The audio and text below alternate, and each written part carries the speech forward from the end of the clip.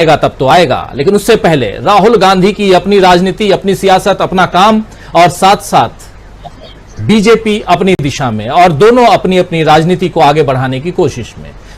BJP की तरफ से राहुल गांधी के ऊपर वार करने के लिए कभी रविशंकर प्रसाद आ जाते हैं तो कभी स्मृति ईरानी आ जाती हैं। स्मृति ईरानी ज्यादा आती हैं। आना चाहता हूं प्रोफेसर रविकांत जी आपके पास, और एक बात यहां कह रहे थे अभी श्रवण गर्ग साहब, पसमानदा मुसलमानों को लेकर के भी और निगाहें टिकी हुई हैं, और इस वक्त बीजेपी के सामने एक सबसे बड़ी परेशानी यह है कि उनका वोट बैंक छिटक रहा है। जो उनके साथ हैं किसी भी हाल में रहेंगे, जैसे कांग्रेस के साथ हैं वैसे ही बीजेपी के साथ हैं। कुछ परमानेंट वोटर्स होते हैं, कुछ फ्लोटिंग वोटर्स होते हैं। जो ये फ्लोटिंग वोटर्स में से, और ये कहा गया इसी चर्चा में कई बार प्रशांत टंडन जी भी कह चुके हैं कि कई लोगों ने ऐसी नैरेटिव सेट की, इस ढंग से बताया कि नहीं 8% मुसलमानों ने वोट दिया तो इतने परसेंट मुस्लिम महिलाओं ने वोट दिया, 3 तलाक का जो मामला था वो बहुत आगे तक बढ़ा। जरा अब आना चाहता हूं आपसे, समझना चाहता हूं कि इस रणनीति पे, जहां पसमानदा मुसलमानों को अपने पक्ष में लाओ, जहां दलितों को अपने पक्ष में लाओ, जहां यादवों को अपने पक्ष में लाओ, ये जब बातें आती हैं तो बात बहुत और भी आएंगी ना। तब तो जो जातिगत जनगणना का मामला वो भी तो आएगा, तब तो बहुत सारे सवाल भी तो पूछे जाएंगे, तब तो सामाजिक न्याय की बात भी तो आएगी, तब तो ये भी पूछा जाएगा कि 80 करोड़ 84 करोड़ को आज तक आप जो मुफ्त अनाज बांट रहे हैं उनको ये मुफ्तखोरी से बाहर कैसे निकालेंगे आप, उनको उनके पैरों पर खड़ा कैसे करेंगे आप, वो कैसे खड़े हों अपने पैरों पर कि उनको ये मुफ्त न लेना पड़े, आपके किसी के आगे हाथ न फैलाना पड़े। ये बहुत सारे सवाल तो आएंगे। क्या ये 8 महीने में, अगले 8 महीने में इन सवालों का जवाब आप देखते हैं सत्तारूढ़ दल के सामने? और ऐसे में विपक्षी पार्टियां जो हैं वो कहां आपको दिखाई देती हैं? देखिए राजीव जी, इस सवाल पर आऊं मैं, उसके पहले थोड़ा राहुल गांधी के उस मसले पर बात करना चाहता हूं। जी बिल्कुल। आप सारे लोग सहमत हैं कि मोदी सरनेम की वजह से राहुल गांधी को सजा हुई। मुझे लगता है कि मोदी सरनेम की वजह से नहीं हुई, अडानी सरनेम की वजह से हुई। राहुल गांधी ने पार्लियामेंट में जो बोला कि साहब मोदी साहब के रिश्ते क्या हैं अडानी से, ये बात बाहर आनी चाहिए, पता लगना चाहिए लोगों को। उसके बाद ही वो केस पूरा सक्रिय हुआ और यहां तक का मसला चल रहा है। तो असल सरनेम अडानी का है, मोदी का है। मामला 2019 का है। अगर मोदी पर होना और अडानी पर है, इसलिए 2 साल की सजा है। इसीलिए हाईकोर्ट तक में रिलीफ नहीं मिला राहुल गांधी को, और सुप्रीम कोर्ट में क्या होता है ये हम लोग देखें। लेकिन जहां तक मसला पसमानदा का है, नरेंद्र मोदी ने सही खेला था, और उनकी अगर तो देखें खास करके जो जातिगत समीकरण है, नरेंद्र मोदी हर बार यू टर्न लेते हैं। पहले उन्होंने एंटी मुस्लिम भरपूर राजनीति की, लेकिन एक सीमा के बाद वो चीज नहीं चल सकती। पिछले इलेक्शन में केवल 37% वोट उनको मिला। अगर हिंदुओं की ही बात करें तो साहब आधे हिंदुओं ने भी वोट नहीं किया उनको। असल में हिंदू पर पॉलिटिक्स होती नहीं है। इस देश में सारी पॉलिटिक्स जातियों पर निर्भर करती है। लेकिन मसला जो था कि जिस तरह से टॉर्चर किया गया, जो अभी गर्ग साहब कह रहे थे, लिंचिंग किसकी हुई? पसमानदाओं की। उसमें कई अंसारी हैं, कई उसमें और दूसरी जातियों की हैं। उसी में बहुत सारी जातियां, उसमें धोबी भी है, उसमें नाई भी है, उसमें वाल्मीकि भी है, उसमें जुलाहा भी है। ये सारी जातियां उन पसमानदाओं में। वही गरीब तबका है इस देश का।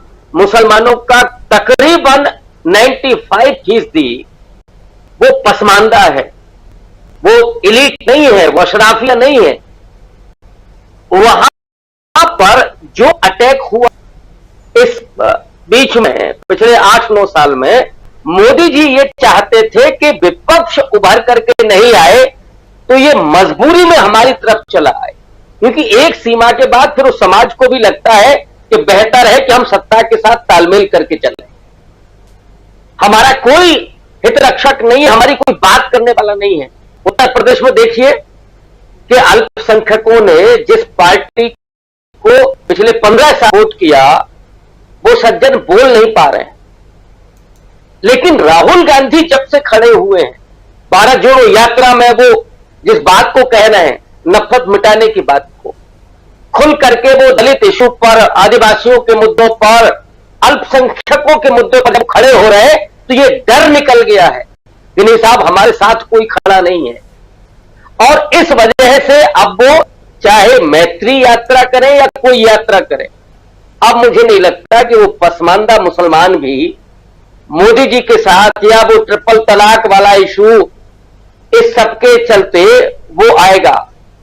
और अगर वो थोड़ा बहुत उम्मीद भी बने तो फिर वो असम के मुख्यमंत्री पर्याप्त हैं या भक्तगण पूरे पर्याप्त हैं। वो मोदी जी की भी नहीं सुनते, फिर इतना दिमाग में उनको नफरत भर दी गई है, वो बेसिकली बीमार हो चुके हैं। अब उस बीमार मानसिकता का इलाज मोदी जी के पास भी नहीं है, और उस चक्कर में बेचारे वो सत्ता गवा बैठेंगे।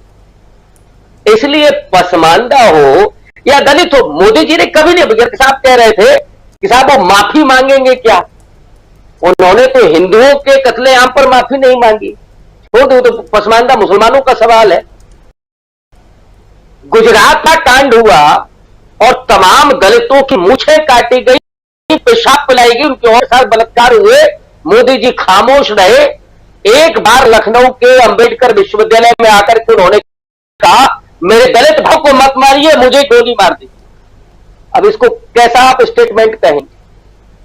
आदिवासी पर सरेआम पेशाब हो रही है, आदिवासियों को कुचला जा रहा है। मोदी जी ने राष्ट्रपति तो बना दिया, आदिवासी क्या बोले वो अब तक? वो कभी बोलते नहीं है, वो सिर्फ मन की बात करते हैं। ब्रांडिंग होती है, वो फ्रांस से लेकर के अमेरिका तक हो रही है।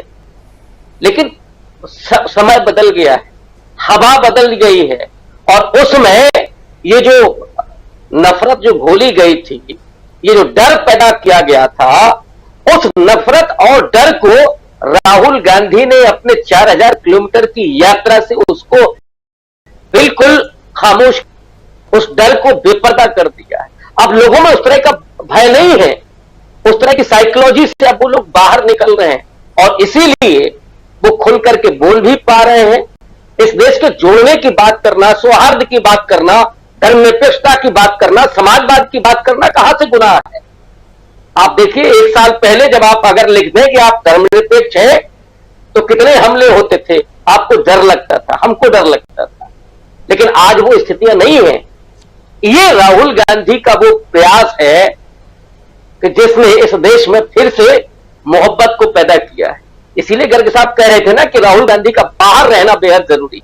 उन्होंने जो इस देश को तोड़ा है, जो बांटा है, जो भय पैदा किया है, अगर हम केवल सामाजिक दृष्टिकोण से ही देख लें, तो कम से कम राहुल गांधी राजनीति करते हुए वो जो समाज नीति कर रहे हैं, वो जो समाज में सौहार्द पैदा कर रहे हैं, वो कितना महत्वपूर्ण है। छोड़ दे हम राजनीति के बाहर रहते हैं कि अंदर रहते हैं, वो सत्ता में होते हैं कि नहीं होते हैं, लेकिन इस देश के मर्म को बचाना, इस देश के सांप्रदायिक सौहार्द को बचाना, इस देश के धर्मनिरपेक्षता और समाजवाद को बचाना, और सबसे बड़ी बात कि लोकतंत्र और संविधान में विश्वास को बचाए रखना, ये राहुल गांधी की महत्ता है। और इसीलिए आज राहुल गांधी की लोकप्रियता, उसमें कितना पंख लग रहे हैं आप देखिए, लगातार ट्रेंडिंग में राहुल गांधी। और ऐसे भक्त लोग भी जिनकी आंखें खुल गई हैं इधर, हालांकि बहुत सारे की नहीं खुली हैं, वो अभी भी है कि नहीं 2 साल की तो सजा होनी चाहिए, 2 साल की उनका बस चले तो राहुल गांधी के लिए कौन सी सजा मुकर्रर कर दे। लेकिन बहुत सारे भक्तों की आंखें खुली हैं। टमाटर का जो थोड़ा सा पड़ रहा है जेब पर भारी, और जब बच्चों को नौकरी नहीं मिल रही है, तब उनसे जरा पूछिए, तो वो कहते बाकी तो मोदी जी ठीक है, लेकिन नौकरी नहीं मिल रही। तो बाकी तो जो ठीक है वो राहुल गांधी ठीक कर रहे हैं कि नहीं, ये जो बीमारी थी उससे बाहर निकलिए। तो इसलिए राहुल गांधी का बाहर रहना, राहुल गांधी का वो समाज नीति करना, हम राजनीति की बात ही नहीं कर रहे हैं, वो ज्यादा महत्वपूर्ण है आज की तारीख में। और इसीलिए हम सारे लोग ये मान रहे हैं कि इस केस से तय होगा कि संविधान और लोकतंत्र की बात करने वाला, सौहार्द की बात करने वाला इस देश में बाहर होगा या अंदर होगा। बहुत बड़ी बात आप कह रहे हैं और बिल्कुल वही बात गर्ग साहब भी कह रहे थे कि ये तय, और प्रशांत टंडन जी भी पहले कह चुके हैं कि ये तय होगा, ये एक नज़ीर पेश करेगा ये फैसला आने वाले वक्त में कि लोग जो हैं 140 करोड़ जनता अंदर होगी या बाहर होगी। ये बहुत बड़ी बात है। जरा आना चाहता हूं प्रोफेसर अखिल स्वामी जी, आपसे भी समझना चाहता हूं कि अब यहां से कहां आप देखते हैं। एक तरफ तो ठीक है फैसला जो भी, और एक बहुत बड़ा